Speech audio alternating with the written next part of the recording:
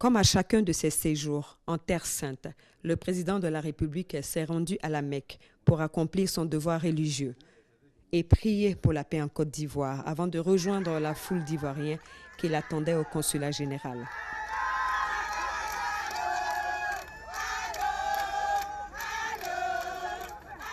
Une ambiance de fête pour les Ivoiriens vivant à Djeddah et une occasion pour inaugurer la salle internationale de conférence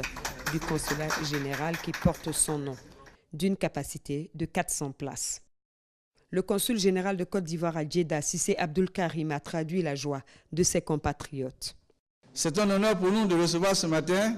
Son Excellence Monsieur le Président de la République. En cette occasion, nous sommes heureux et fiers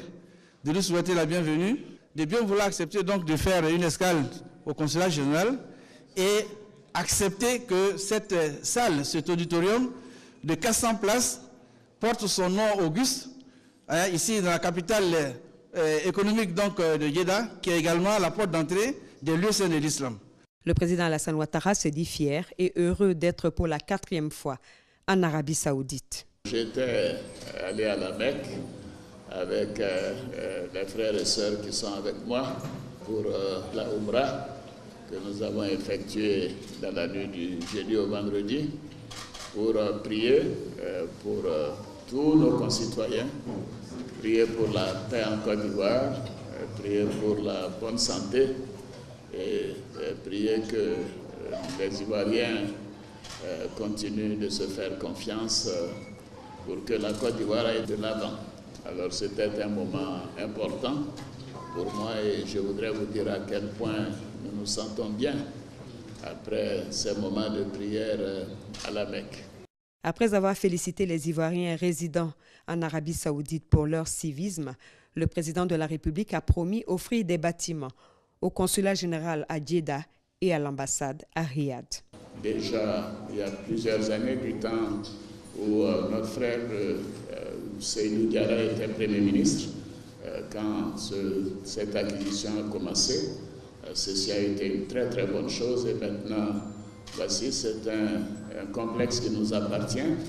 et moi je suis particulièrement fier que vous ayez décidé de nommer cet auditorium à mon nom et c'est une marque de gentillesse, d'amabilité de votre part et je voudrais remercier Monsieur le Consul, Monsieur l'Ambassadeur. Et nous sommes en route maintenant pour Riyad, où nous avons le sommet islamique arabo-américain à l'invitation de Sa Majesté, le roi Salman. Et évidemment, ce sommet verra la participation des pays de l'OCI, dont nous faisons partie, et le président Donald Trump des États-Unis qui envisage de s'adresser au monde musulman. Le chef de l'État a pris congé de ses hôtes de Djeddah ce samedi pour Riyad, où il a été accueilli avec tous les honneurs à l'aéroport royal par le prince Mohammed bin Abdurrahman bin Abdulaziz Al Saoud.